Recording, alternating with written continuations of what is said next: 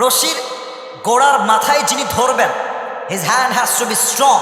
তার হাত হওয়া লাগবে পাওয়ারফুল, এনার্জেটিক, স্ট্রং, শক্তিশালী হাত। কারণ আমি যখন রশি ধরে হাত দিয়ে টান দিব, তার হাত যদি শিথিল হয়ে যায়, সে দড়িটা ছেড়ে দিবে, আমার দাঁত ভেঙে যাবে। হাতও শক্তিশালী হওয়া লাগবে, রশিও শক্তিশালী হওয়া লাগবে। নাও টক অ্যাবাউট দ্য কোরআন। আসেন কোরআনের কথা বলেন। আল্লাহ তাআলা বলছেন এইটা একটা রশি। সবার থেকে উত্তর চাই, একটা যুবকের যেন বাদ না যায়, একটা মুরব্বীর যেন বাদ না যায়। এটা কিতাব, উই অল নো দ্যাট, এটা আমরা জানি। বাট আল্লাহ বলছেন এটা শুধু কিতাব নয়, এটার নাম কি? এটার নাম রশি। এটার নাম কি? আল্লাহ বললেন আমি একটা রশি দিলাম। আচ্ছা বলেন তো, কোরআনটা কি একটু দিল থেকে দেখেন না? কতদিন হলো এই কোরআনটা হাত দেন নাই? হায় হায় হায়। এখানে কয়জন যুবক আছে যে যুবক বুকে হাত রেখে বলতে পারবে হুজুর আমি প্রত্যেক দিন ফজরের নামাজের পরে কোরআন তেলাওয়াত করি। यार कुरान पढ़ना तो बहुत दूर की बात है, ये तो फजर की नमाज भी नहीं पढ़ते। তেলাওয়াত তো বহুত দূরের কথা, তো নামাজই পড়েন না, কতদিন পড়েন না একবার চিন্তা করেন তো। আল্লাহ বলছে আমি একটা রশি দিলাম। এবার বলেন তো মুসলমান হিসেবে এই কিতাবটার মতো শক্তিশালী রশি, দড়ি আল্লাহর জমিনে সেকেন্ড আর কোনো কিছু কি হতে পারে? আচ্ছা, এই রশির গোড়ায় আছে আল্লাহর হাত, কুদরতি হাত। বলেন আল্লাহর হাতের মতো শক্তিশালী হাত কোনো নেতার হতে পারে? এত আস্তে বললে তো সন্দেহ মনে হচ্ছে। হতে পারে? কোনো মন্ত্রী হতে পারে? কোনো প্রধানমন্ত্রী হতে পারে? আল্লাহ বলছে বান্দা তোমার আসল বাসা জান্নাতে, তুমি এসেছো দুনিয়াতে, and this world is just like a big tunnel। এই পুরো দুনিয়াটাই হচ্ছে কুয়ার মতো। তোমার আসল বাসা এই কুয়া নয়, আসল বাসা জান্নাতে। তুমি জান্নাত থেকে কুয়ায় পড়ে গিয়েছো। আমি আল্লাহ তোমাকে তোলার জন্য একটা রশি ফেললাম, রশিটার নাম হলো আল কোরআন।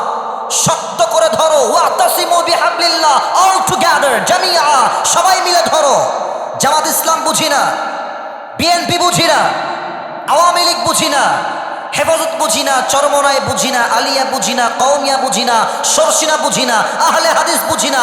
আরে আমার প্রথম পরিচয় আহলে হাদিস নয়, প্রথম পরিচয় কওমিয়া নয়, প্রথম পরিচয় আলিয়া নয়, প্রথম পরিচয় জামাত ইসলাম নয়, প্রথম পরিচয় বিএনপি নয়, প্রথম পরিচয় আওয়ামী লীগ নয়। আমার প্রথম পরিচয় আমি মুসলমান ঘরের সন্তান।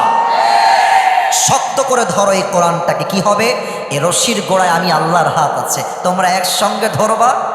ওই যে জান্নাত থেকে হারিয়ে কুয়ার মধ্যে দুনিয়ায় পড়ে গিয়েছো, আমি আল্লাহ একটা টান দিব, তোমাদের সবাইকে আবার সেই হারানো বাসা জান্নাতে ফিরাই দেব। সুবহানাল্লাহ।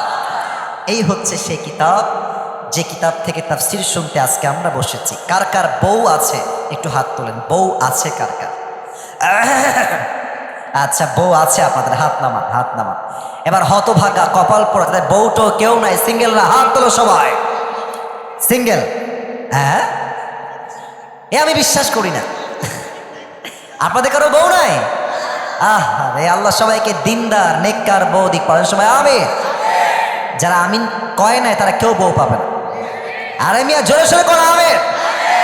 আসলে যুবকরা বিয়ে করতে চায়, বাট বাপরা আজকাল মেয়েকে টাকা ছাড়া বিয়ে দিতে চায় না যুবক বাপ।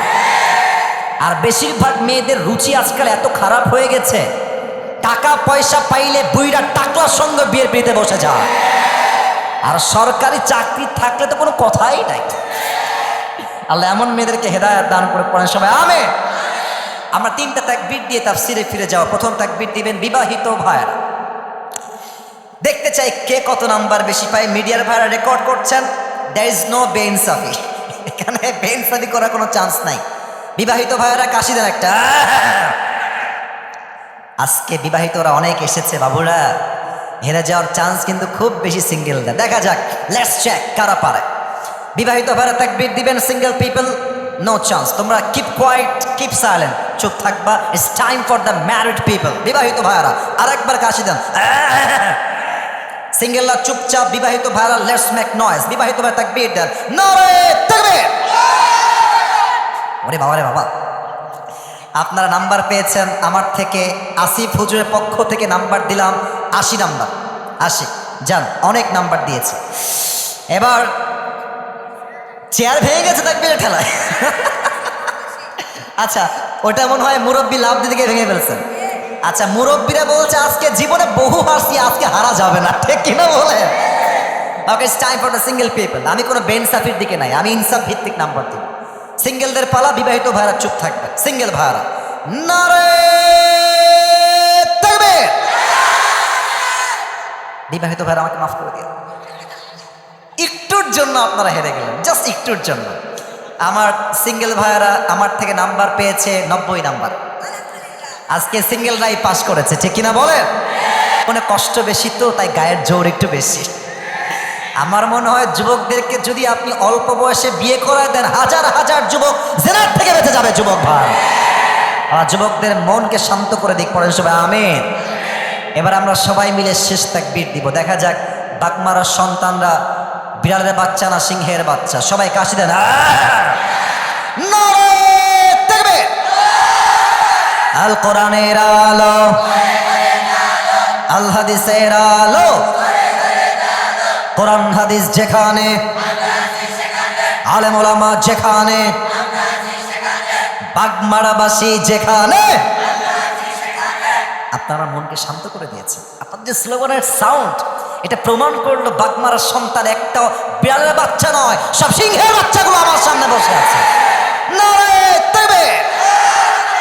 আমার প্রিয় বাগমারাবাসী, আজকে আমাদের আলোচনার এই আর হাসাহাসি না, এই যে সোনামণিরা না, নতুন তাই না, তোমরা হাসাহাসি করো না। হ্যাঁ, যা মজা করেছি ইটস এনাফ, আর না। আরেকবার তাকবীর দেন, নারে তাকবীর। আলোচনা এখন থেকে সিরিয়াস মোডে আসেন, নিজের আত্মাকে ঠান্ডা করে চুপচাপ বসে থাকেন। আর হ্যাঁ, এখন থেকে আমার কথা ঠিক বেঠিক বলা জরুরি নয়। আমি কি বলছি এটা বোঝা, দ্যাটস মোস্ট ইম্পর্টেন্ট। ঠিক বলবেন জোরে, আমি খুশি হব তা না। আমার কথা